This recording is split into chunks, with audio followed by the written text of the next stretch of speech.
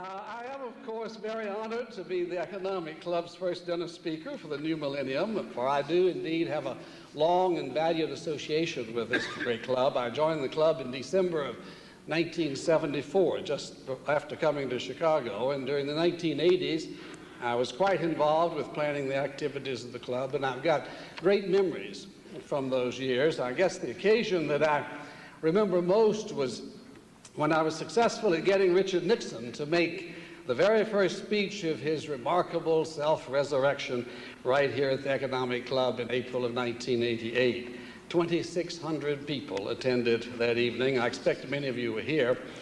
And when Mr. Nixon got up to speak, he asked that we take this lectern away that I'm behind right now. He wanted only a microphone.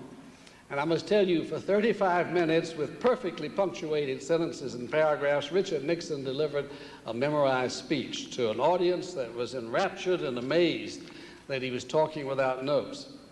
Well, I was sitting right here where Andy is up close, and he was sweating profusely.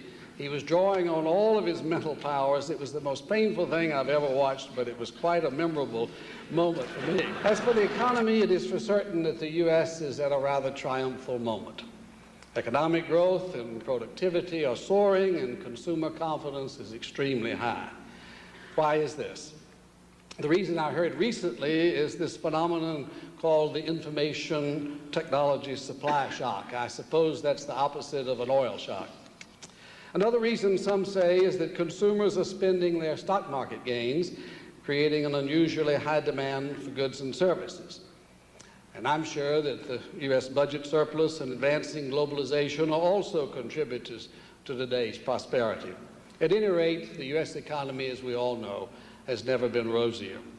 Interestingly, there's no economist anywhere who predicted the current boom. And there's no economist anywhere predicting that this prosperity will soon come to an end. But I can tell you there is a lot of nervousness. The lesser worry is about inflation. For there are commodity prices which are rising, and the demand for labor, as we know, is extremely high these days. The greater worry is about what policymakers are calling speculative excess. Last week I was in Washington. I heard the Secretary of Treasury, Larry Summers, say, paraphrasing an earlier statesman, I suppose, that what we fear most is the lack of fear. Well, turning to the world economy, of course, the big story is still globalization. In our time, the world is opened up for business. Nation states are integrating their economies, and a turn has been made to the capitalistic way. Thereby, I suppose the world has asked us merchants and business people to do what the bureaucrats and the autocrats failed so miserably to do during the first part of this 20th century. Globalization is without question the world's greatest opportunity for economic advancement and for achieving a more peaceful existence for people everywhere. In the United States, it's especially positive because, my friends, the world is actually converging to the American way of doing business, with English as the language of this new world order. American-style business practices are rapidly moving throughout all of the Americas. In Europe, where they are creating the United States of Europe, leaders say they don't want American-style capitalization, but globalization is giving it to them anyway. Who could have imagined the Germans allowing Mannesmann, one of their largest companies, to be subjected to an American-style takeover by Vodafone, an English firm? And in China, where central control of industries is thought to be as strong as anywhere in the world, I can tell you that today the state accounts for only 43% of the economy, which is a level lower than some European countries. Globalization is on the move, and as John Sweeney, the affable CIO head, said recently, globalization is happening one way or another, and it cannot be stopped. So let me now address what I call two non-commercial aspects of activity which Sara Lee has been engaged in through the years. One is that my belief that the corporation, to the extent that it is a successful enterprise, should, for its own interest and the interests of society at large, actively engage itself with the community. There are three sectors to our society. There is the private sector, where most of us carry out our work. the not-for-profit sector, which takes care of a lot of our needs, such as education, health, and cultural services. And of course, there's the government sector. We quite often argue about which functions of society ought to be managed by which sector, but most of us agree that there is a place for all three. And I believe that society really does function better if all three of us work very closely together. Thus, I and Sara Lee, as a matter of policy, have encouraged our employees to do volunteer work with civic and social organizations. And Sara Lee has shared its financial resources at a considerably above average level with the communities where it does business. I think and I hope that we've made a difference. Now, occasionally I debate someone who tries to make the case that it is not in the shareholders' interest for us to spend our time or our corporate resources engaged in activity outside of our pure business tasks. I think a society that denies people the opportunity to significantly work with the community would be a manifestly less successful society. Well, I said at the outset that I wanted to offer a little philosophy on coping with and surviving in the executive offices of the corporate world. You've heard many formulas for success: vision, focus, plain hard work, luck, being in the right place at the right time. All of these are obviously important, but I finally figured it out. I finally figured out what really is the most critical attribute for success and survival. It's been said before, but the older I get, the more I realize what really is the most important attribute. It is attitude. Attitude, to me, is much more important than facts. It is more important than the past. It is more important than education, than money, than circumstances. It's more important than failures or successes. It's more important than appearance or skill, talents, and my friends, it will make or break a company. And attitude is something we can make a choice about every day of our lives.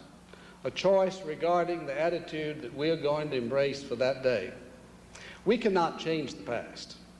We cannot change the fact that people are going to act in certain ways. We cannot change the inevitable. The only thing we can do is to play the one card that we have, and that is our attitude. I believe with all my heart that life is 10% what happens to you and 90% how you react to it. And so it is, the people, the companies that succeed, all of them do so because they have a positive and a winning attitude. I often tell the story I once heard from my great friend Willie Davis. Willie, as some of you may know, is a longtime member of Sara Lee's board of directors. He is also a football Hall of Fame legend who played for Coach Vince Lombardi of the Green Bay Packers. Lombardi is perhaps the most famous and successful football coach, I suppose, in history. He's the one who's supposed to have said, winning isn't everything, it's the only thing. Well, it turns out that's not what Vince Lombardi said. For Willie has told me many times the truth of what he actually said. What Vince Lombardi said was, winning isn't everything, but wanting to win is. That's attitude. That's how you win. As I thought about this subject of attitude and the people I've known who personified it best, I was immediately sort of reminded of Nathan Cummings, the man who founded the company for which I've worked for the past 32 years. I knew him very well, and I expect some of you did also. In fact, for the first 10 years that I was in this job, I guess I talked to him every single day. Nate was the son of Russian immigrants, Canadian-born, impoverished parents. He had only a third-grade education. That's all he ever got, too. He went into business up in Canada back in the 20s and 30s, and twice he declared bankruptcy. Though years later, he did go back and voluntarily pay all those debts from his earlier setbacks. Nate moved to the United States at the age of 43, an age well beyond which few people decide to embark on new beginnings.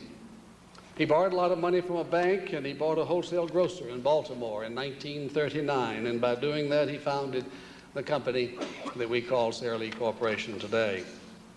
And Nate was not, I must tell you, a brilliant business strategist. He was certainly not a person with great financial acumen. He was not a financial wizard.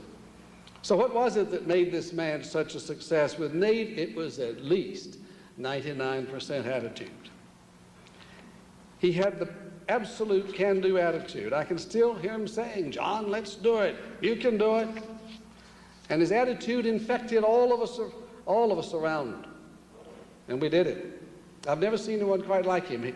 No rejection, no turn down, no event was ever a setback for him. I suppose it's like one of Rudyard Kipling's prescriptions in the great poem that I often read entitled "If." Nate could meet with triumph and disaster and treat those two impostors just the same. And on his desk he had a bronze plaque with his favorite motto, and he gave one to everybody in the company. One of those plaques. It said, "Nothing will ever be accomplished if every objection must first be overcome." Attitude. He was also a man of action. He had boundless energy. He had no trouble making tough choices. And all of this was fueled by one thing, a can-do attitude, an attitude he was going to win. We at Sara Lee are today surely his most important business legacy. And there exists a major charitable foundation worth hundreds of millions of dollars. It's another legacy for him. And folks, I can tell you this, all of that was created with little more than one thing, attitude. And that's how you succeed. That's how you survive in the world of business, maybe even in life itself.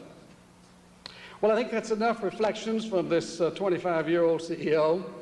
I began by recalling how pleased I was to become a member of this wonderful institution many years ago. Let me conclude by saying it has been a great pleasure to share my points of view with this evening, and I do thank you for listening.